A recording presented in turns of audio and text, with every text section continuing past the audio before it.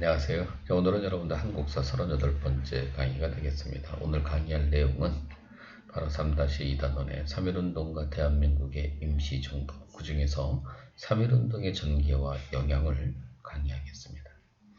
여러분들 가지고 있는 교과서 181쪽을 참고하시면서 들어주시기 바랍니다. 자, 오늘 3.1운동입니다. 자, 여러분들 3.1운동은 한국인이라고 하면 들어보지 못한 사람은 없을 겁니다. 또 유관순 누나를 모르는 사람도 물론 없을 겁니다. 그러면 이와 같은 근현대에서 가장 위대한 민족운동인 3.1운동이 왜 일어났을까? 물론 원인 제공은 일본에게 있는 거죠.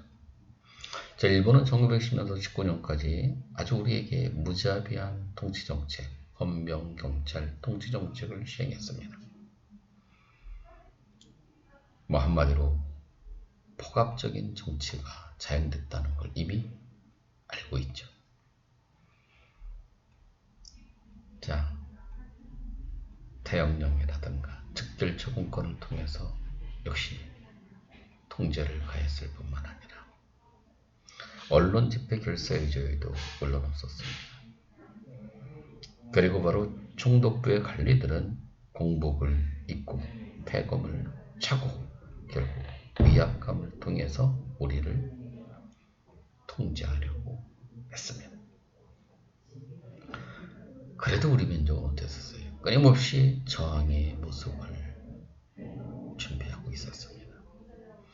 국내에서는 비밀결사 운동을 통해서 저항의식을 키워갔고, 국외에서는 우리 민족의 집단적 거주지인 한인촌이 형성되고 독립운동 단체들이 만들어지며 독립에 대한 준비를 갖추고 있었죠. 이와 같은 10년대 국외 민족운동은 우리 민족의 민족의식이 상당히 강화되는 모습을 보여주고 있습니다. 자, 이러한 상황에 바로 드디어 커다란 아주 중요한 사건이 나타나죠. 그게 세계 1차 세계대전입니다. 자, 1차 세계대전이 드디어 끝났습니다. 자, 패전국에 대한 논의를 어떻게 처리할 건가에 대한 논의를 위해서 승전국들이 파리에서 모였습니다. 전후 대책 회의인 파리 강화회의가 열리는 것이죠. 물론 영국, 프랑스, 미국, 일본도 승전국이었습니다. 어찌든 이때 1차 세계대전이 끝나고 나서 파리 강화회의에서 윌슨이라는 사람은 이야기를 합니다. 자, 식민지 상태에 있는 민족은 스스로 앞날을 결정해라 라고 하는 민족 자결주의를 이야기를 합니다. 우리 민족에게는 엄청난 파급을 가져다 주겠죠. 희망이 부풀어 오르기 시작을 하겠죠. 그뿐만 아니라 소련이라고 하는 나라가 특히 사회주의 혁명이 성공하고 난 이후에 내년은 이야기를 합니다. 약소민족을 적극적으로 후원하겠다고 약속을 합니다. 자, 파리 강화회의를 통해서 희망을 가져다 준다. 또 소련이 지원을 해준다. 당연히 분위기가 업될 수밖에 없는 상황이 발생하겠죠. 우리 민족은 여러 가지 노력을 해요.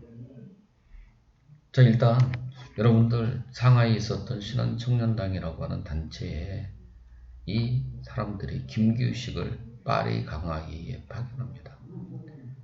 그래서 여러 나라들 앞에 우리 독립을 청원할 이렇게 운동을 전개하기도 하고, 대한국민회라고 하는 단체는 여러분들 파리 강화회의에서 미국이 한국 문제를 논의할 수 있도록 요청하는 운동을 전개하기도 하고, 그리고 나아가서 여러분들 이 적의 심장에 해당되는 도쿄에서 바로 일본에 유학 간 젊은이들이 조선 청년 독립단을 만들고 28 독립선언을 발표합니다. 엄청난 파장을 가져다 주겠죠. 특히 우리 민족 지도자, 국내에 있었던 민족 지도자들에게는 엄청난 충격을 가져다 줬을 겁니다. 그리고 생각하게 했겠죠. 우리는 무엇을 해야 될까? 드디어 여러분들 민족 지도자, 그분들 대부분이 종교 지도자였습니다. 그분들이 드디어 모임을 갖습니다. 전도교의 손병희 선생을 비롯한 14명, 불교 한용운 선생, 한용은입니다. 그룹 은자 외 1인, 그리고 기독교 이승훈 선생을 비롯해서 15인 종교 지도자들이 독립선언을 준비하게 돼요. 자, 바로 여기 여러분들 이렇게 33인의 모습이 있습니다. 사실은 이런 하나의 운동의 중심에 선다는 건 결코 쉬운 일 아닙니다. 때로는 모든 것을 잃을 수도 있습니다. 그래서 이렇게 운동의 중심에 선다는 건 보통 그런 하나의 국가와 민족을 사랑하는 마음이었으면 쉽지 않아요. 그런데도 불구하고 사실상 이 33인을 알고 있는 학생들은 많이 있지 않습니다. 물론 나도 몇몇 분들은 알지만 대부분의 분들은 사실은 잘 몰라요. 그래서 한번 또 이런 기회에 한번 이분들 이름을 같이 한번 이렇게 불러봤으면 좋겠습니다. 자, 먼저 길선주님, 이필주님, 백용성님, 김한규님, 김병조님, 손병희님, 오세창님, 오하경님, 그 다음에 정춘수님, 최성문님, 최린님, 김창진님, 권동진님, 권병동님, 나영환님, 나인현님, 양진백님, 한영훈님, 홍명기님, 양한목님, 유여대님, 이갑성님, 그리고 이명룡님, 이승은님, 이종훈님, 이종일님, 임예한님, 박준승님, 박기도님, 박동환님, 신흥식님, 신석구님, 홍기조님. 자, 이 33인을 잊지 말아야 될 것입니다. 물론 후에 일부는 변절을 합니다. 그래서 우리가 친일적 성향을 띠기도 하지만 이 3.1운동을 준비할 때는 정말 모두가 국가와 민족에 생각해서 하나의 마음으로 뭉쳤을 거라고 생각을 해요. 그래서 그것만이라도 우리는 이분들을 존경해야 됩니다. 자, 어쨌든 이런 하나의 노력, 그리고 바로 드디어 독립선언을 준비하죠. 그래서 언제 이렇게 운동을 전개해야 될까 고민하다가 고종의 장례식, 인산일이죠. 인산이 제 장례날을 이렇게 하면 되겠다. 왜? 사람들이 많이 모일 수 있죠. 그래서 이제 여러 가지 반발을 합니다.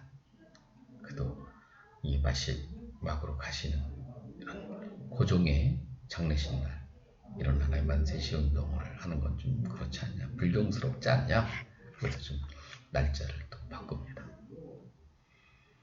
그래서 결국 어쨌든 3월 1일 날 드디어 우리들의 그런 하나의 의지를 닮은, 우리들의 그런 하나의 제국주의를 비판을 통하고 독립의지를 알릴 목적으로 드디어 김이 독립선언을 작성하고 전국에 배포하면서 운동은 본격적으로 시작이 되는 겁니다.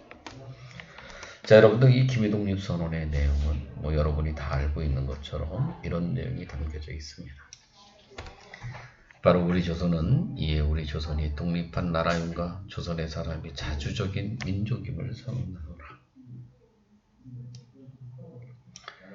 이는 하늘의 분명한 명령이며 시대의 큰 추세이며 온 인류가 더불어 같이 살아갈 권리의 정당한 발동이기에 하늘 아래 그 무엇도 이를 막고 억누르지 못할 것이니라. 새 천지가 눈앞에 펼치도다. 힘의 시대가 가고 도의의 시대가 오도다. 저는 요 마지막 말이 참 감명 받습니다. 힘의 시대는 가고 도의 시대가 온다. 이런 날이 꼭좀 우리가 여러분들 더불어 살아가는 이 세계화 시대에 힘의 논리가 세계를 주도하는 것이 아니라 이 도의가 바로 여러분들 시대의 중심에 섰으면 좋겠습니다. 자, 어쨌든 여러분들 이와 같은 3.1운동은 이제 본격적으로 전개됩니다. 자, 먼저 도시에서 확산이 시작되죠. 특히 여러분들 민족 대표들은 여러분들 태화관이라고 하는 요 청유리집에서 선언식을 갖게 돼요.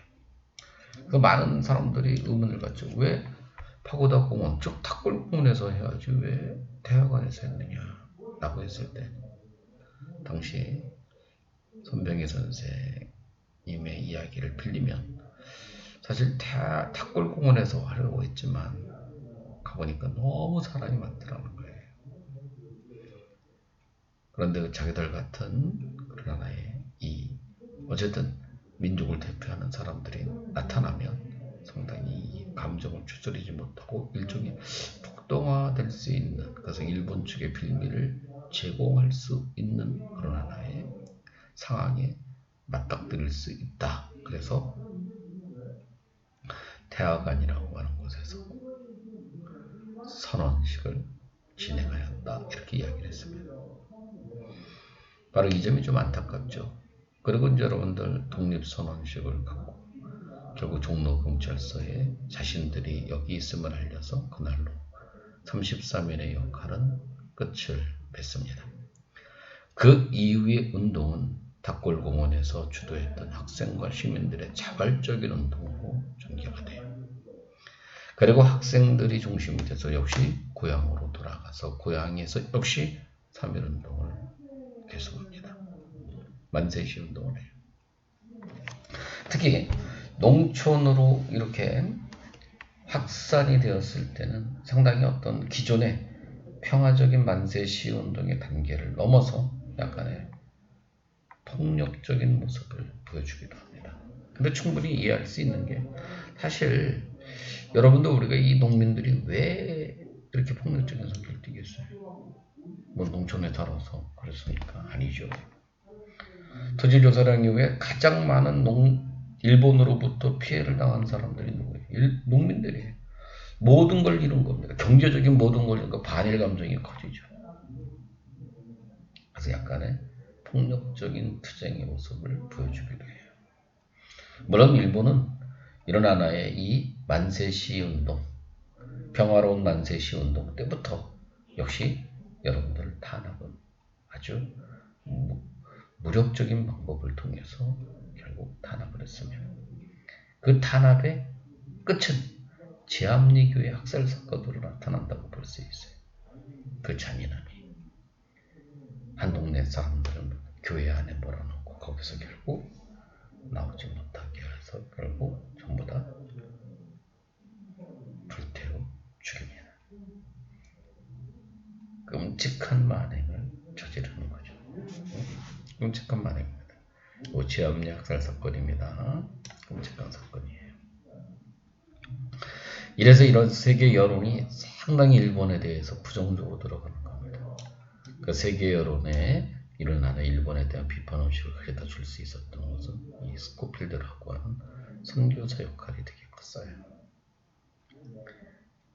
그리고 여러분들 국외로 확산이 되면서 우리 민족이 살고 있는 곳이라고 하면 만주, 연해주, 미주 어디에서든지 만세시 운동이 나타납니다. 그래서 우리는 이런 3.1운동을 이야기하면서 무엇이라고 이야기를 하느냐. 정말 전 민족적인 운동이다. 즉 거족적인 운동이다. 이렇게 이야기를 하죠. 자, 이 3.1운동은 어떤 남녀노소, 연령과 구분이 없습니다. 사회주의, 공산주의 사상 이런 거 필요 없습니다. 이념을 초월했습니다. 그리고 가진 자, 못 가진 자, 그 다음에 역시 이렇게 계급을 초월해서 말 그대로 우리 민족, 전민족적인 우리 민족이 독립의 의지를 확인시켜준 운동이었어요. 그리고 이 운동은 그냥 3.1운동을 끝으로 끝나는 운동이 아닙니다. 특히 대중운동으로 한 단계 더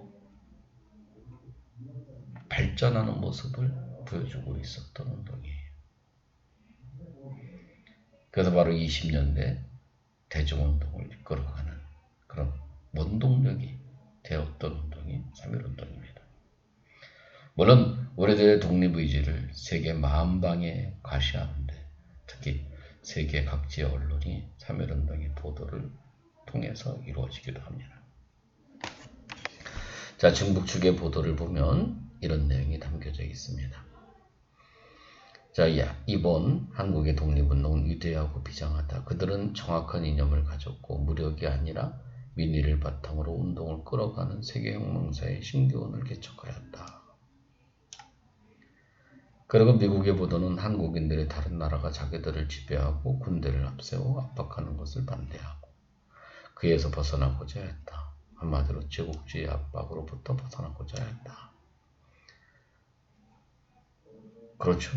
3.1운동은 아까 이야기하는 것처럼 우리들의 독립의지를 세계에 알리는 거고, 그리고 바로 이 제국주의를 비판하는 모습을 보여주는 운동입니다. 반제국주의 운동이에요. 따라서 반외세, 반민족적인 운동으로 사실은 이런 3.1운동은 다른 나라에게도 엄청난 영향을 미치겠죠. 가장 대표적인 방향은 바로 중국의 오사운동입니다.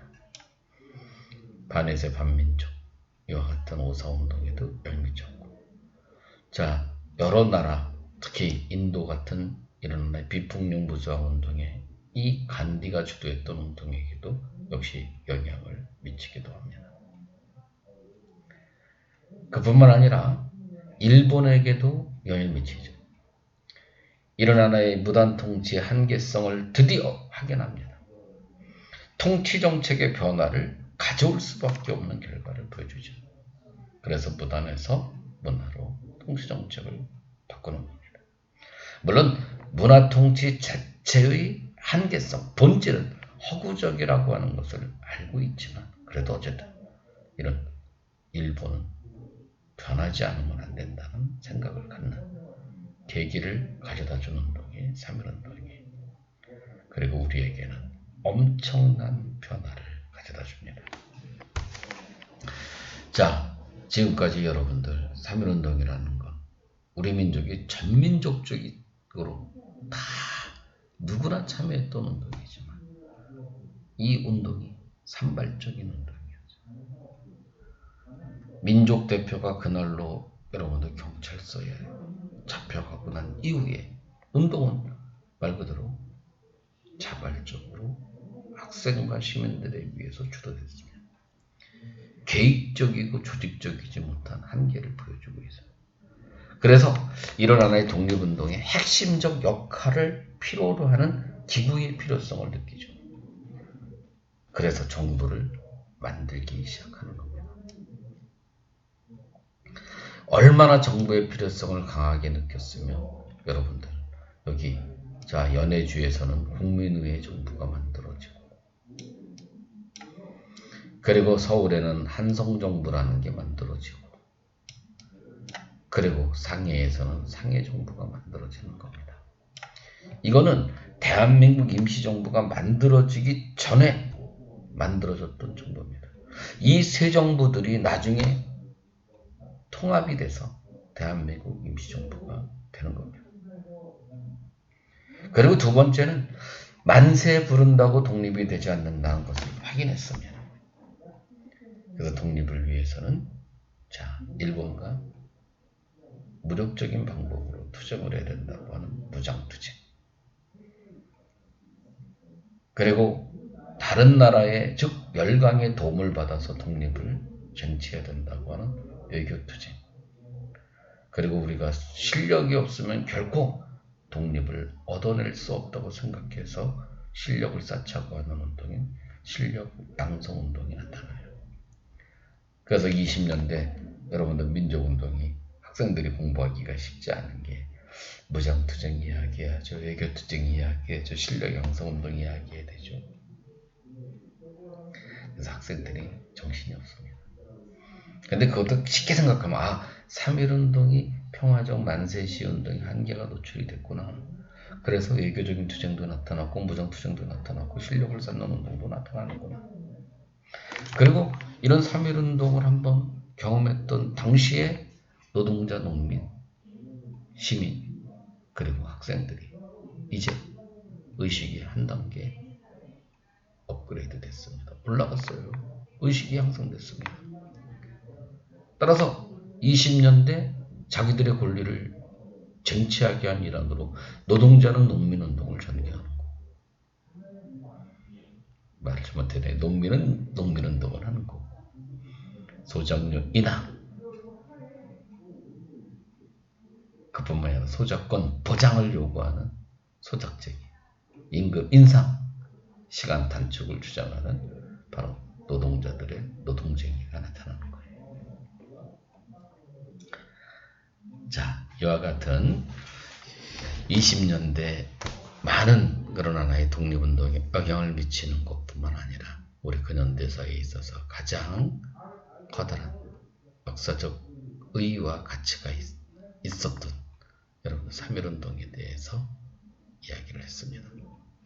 자, 이것으로서 3.1운동에 대한 여러분들 강의를 마치기로 하겠습니다. 대단히 감사합니다.